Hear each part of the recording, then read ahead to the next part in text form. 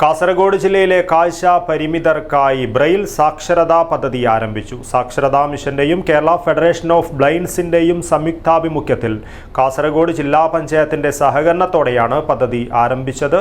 ജില്ലാ panchayat president baby Balakrishnan പദ്ധതി ഉദ്ഘാടനം ചെയ്തു.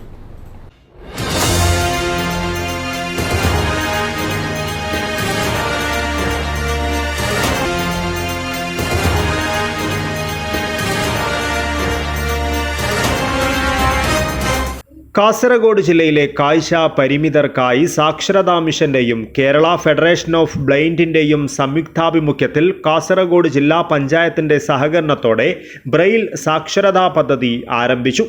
ജില്ലാ panchayat president baby Balakrishnan Braille സാക്ഷരതാ പഠിതാവും ബ്ലൈൻഡ് അസോസിയേഷൻ ജില്ലാ സെക്രട്ടറിയുമായ കെ നാരായണന് പഠനോപകരണങ്ങൾ നൽകി ക്ലാസ് ഉദ്ഘാടനം ചെയ്തു. 40 പേരാണ് ക്ലാസ്സിലുള്ളത്. ക്ലാസുകൾ എല്ലാ ശനിയാഴ്ചകളിലും ഞായറാഴ്ചകളിലുമായി കാസർഗോഡ് അന്ധവിദ്യാലയത്തിലാണ് നടത്തുന്നത്.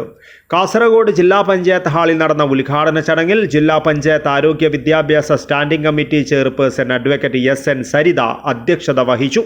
ബ്ലൈൻഡ് അസോസിയേഷൻ ജില്ലാ പ്രസിഡന്റ് സതീശൻ മാസ്റ്റർ ബേവിഞ്ച പദ്ധതി വിശദീകരിച്ചു. സാക്ഷരതാ മിഷൻ സംസ്ഥാന കോർഡിനേറ്റർ ടി.വി. ശ്രീചൻ മുഖ്യ പ്രഭാഷണം നടത്തി.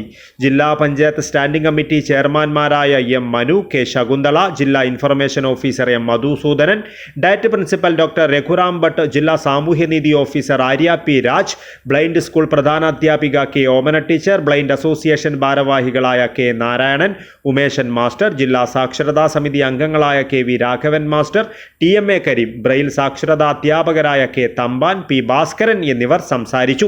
സാക്ഷരതാ മിഷൻ ജില്ലാ കോർഡിനേറ്റർ പി. എൻ. ബാബു സ്വാഗതവും ബ്രെയിൽ സാക്ഷരതാ ടീച്ചർ വൃന്ദ നന്ദിയും പറഞ്ഞു.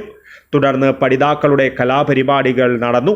5 മാസമാണ് ക്ലാസിന്റെ കാലാവധി. ബ്രെയിലി ലിപിയിൽ കാഴ്ച പരിമിതിയുള്ളവരെ അച്ചിലൂടെ അക്ഷരം എഴുതുവാനും വായിക്കുവാനും പഠിപ്പിക്കുക എന്നുള്ളതാണ് ഈ പദ്ധതിയുടെ ലക്ഷ്യം. News bureau, Kasaragod.